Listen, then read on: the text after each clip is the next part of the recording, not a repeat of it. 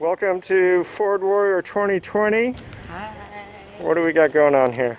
So my piece is called, I'm Erica Chisolm, EO Creative. My piece is called Ascension.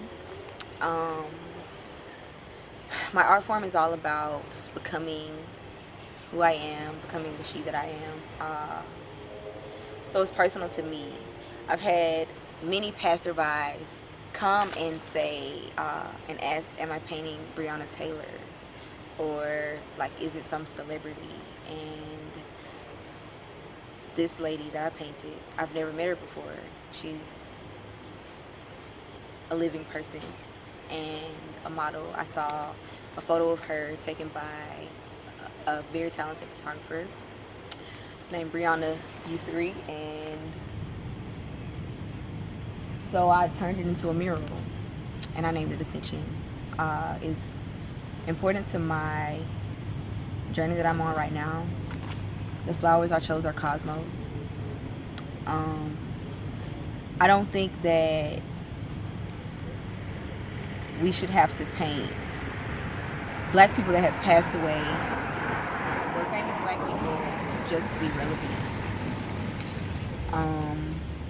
So I like to paint the true black story, like my story, and tell my story through my artwork. There will be words to go along with this artwork soon, but not right now, because in my process, like the words come as I'm working. So what else do you want to know? So Ascension and Revelation seem to be other themes in your work. Do you want to talk about the spiritual aspect of your work? So Revelation is a piece that I just finished. And revelation, the word revelation is like when we learn something that we didn't know and we discover a connection. And while I'm painting, I'm receiving revelations like the whole time I'm painting and making connections to life. Sorry, it's a mosquito. Making connections to life. And so right now I'm on this journey of like following my dreams, like finding out who I am and healing. My work is very healing for me. It is how I process my life story. I have a piece called Redemption, talking about how we don't get to choose who lives or dies based off of the things that we've done as human beings. Sorry, can you repeat that? So we don't get to decide who lives or dies based off of like something that a human has done. Like, so I have a piece called Redemption.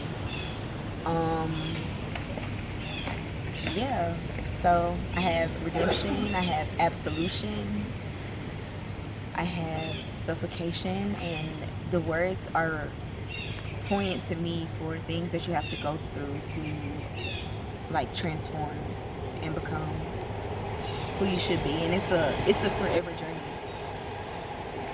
So you're involved with a mural over on Edgewood by the sound table with Living Walls and Liliana and Tila.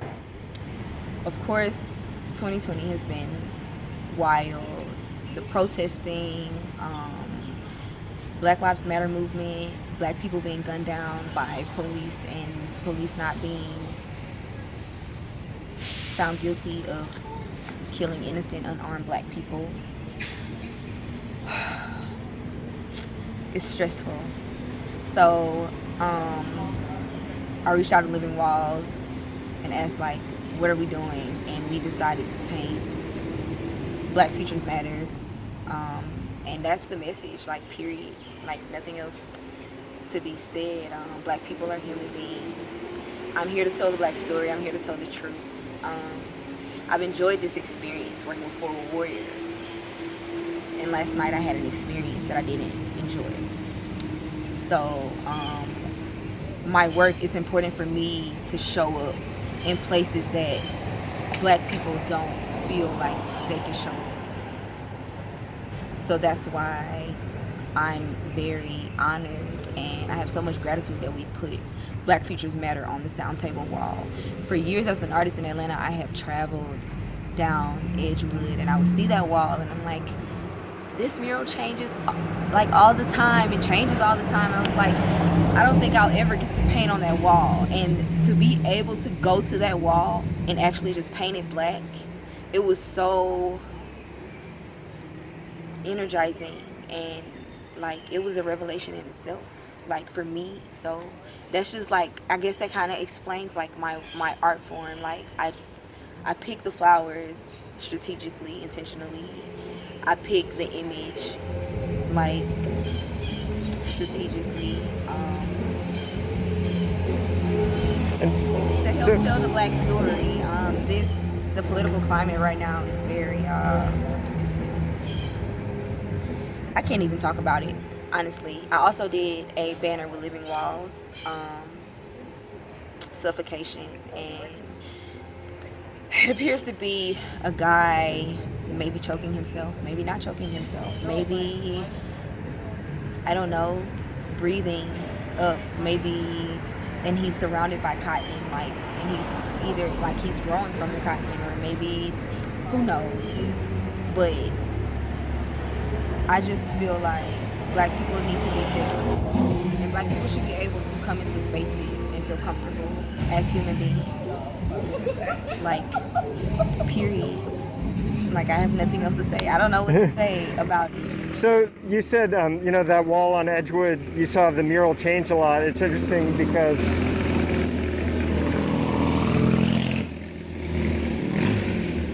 the piece that's up there now is changing a lot too, and the message keeps evolving. Right. It's by design.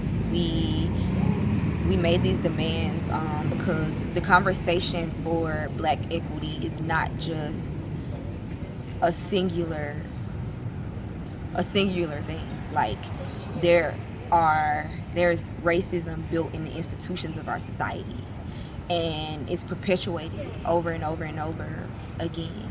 Black murder, whether it's a cop killing a black person or anybody killing a black person, like black murder, like in black murder, Black Futures Matter.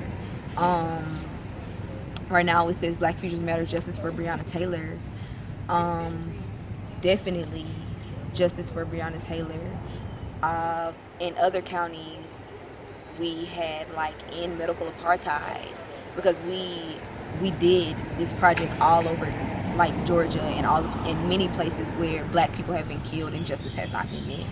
So it was very strategic in fake history, because in our schools and in our society, they teach us these things that just aren't true about us, and then people are out here believing in a black story that's a lie, or even believing in a white story that's a lie, or an Asian story that's a lie. Like, so it was important for us to keep the message going and keep the relevance of the mural. There's a lot to unpack, and there's a lot to learn and a lot of work to do, for sure. Now, you mentioned that some of your work is healing for yourself. You think I would posit that work like that is also healing for other people too. Right, and that's a big thing. So I believe that artists have a responsibility first to themselves, and then to their community and to other people. Like, we have experiences that we're able to express and in a different way, and like people can feel us, like whether it's music or art, like it's healing for everybody. It's healing, like when you see it, like you don't really have a choice by it being a black wall with white words. Like your eyes are drawn to it immediately, and it makes you think. So that's like art for social change, art for social justice. No, it is not. No, it's not policy change, but if anything, art is a soul language. So if we can like reach somebody that can reach somebody else, then that's our responsibility as artists. So cool. We can edit this if you like. Do you feel comfortable talking about it? You said something happened last night. I definitely want to talk about it. Okay, speak. So I had my friends out here last night. We were painting. But first I'll say, when I first got here, I was asked did I want to receive some cautionary measure to protect me from passerbys, and I declined.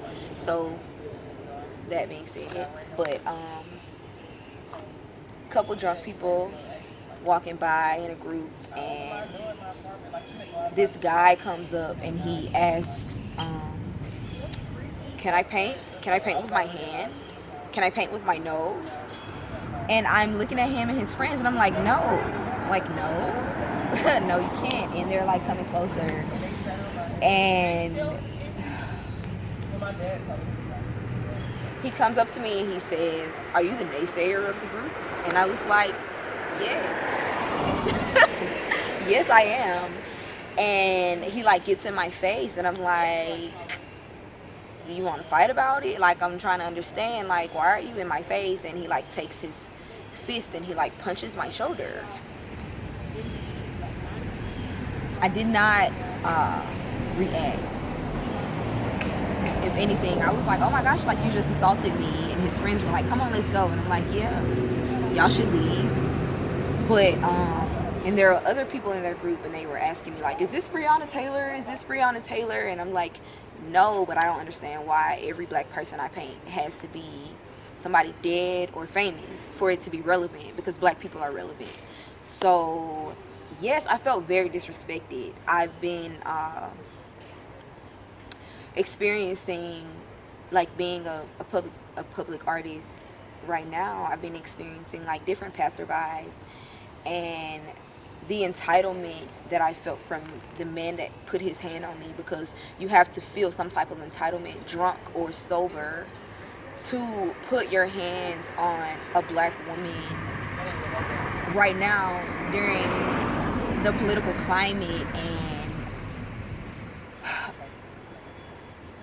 it threw me back a little bit, like, because this is 2020 and we're also in a pandemic. He was not wearing a mask, and he was too close to me anyway, but it just puts it into perspective, and it helps to remind me why I'm here, why I'm doing what I'm doing.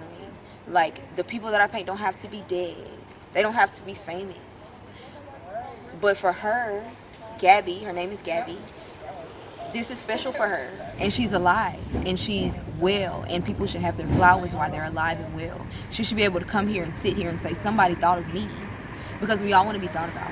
We all want to be loved and all of that. And so, yeah, he just reminded me why I'm doing the work that I'm doing, because people need to see black people as people. That's crazy. I'm so sorry for you. We can talk later about. I got other kinds of like cautionary keep away measures.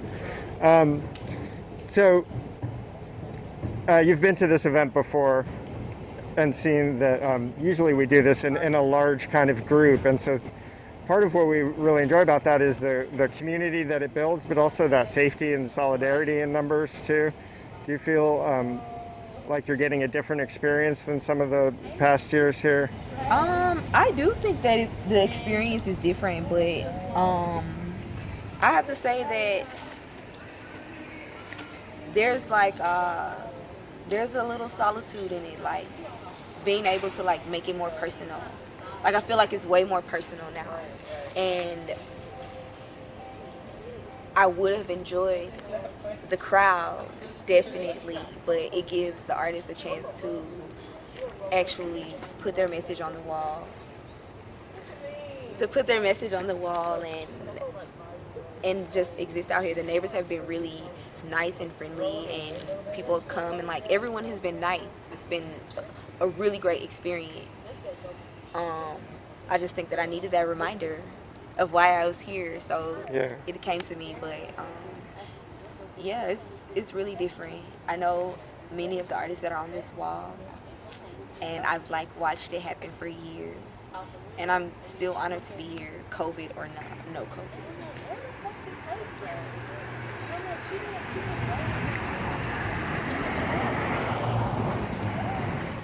COVID. Cool. How can people find you and find out more about you and get in touch with you and learn more about your art? So you can follow me at EL Creative on Instagram, but it's elcreativv.e. And you can send me an email at elcreativellc at gmail.com. That's pretty much how you can get in contact with me. Okay. Is there anything else you want to say to the kids at home? Um, Kids just starting out with art? Keep painting. Somebody told me a long time ago to keep painting. Somebody told me yesterday that the sky is the limit. Then they tried to say the moon is the limit. And I'm like, it's limitless. There are no limits. Live your dreams. If somebody tells you no, there's a yes out there somewhere. Something that my mom always has said to me.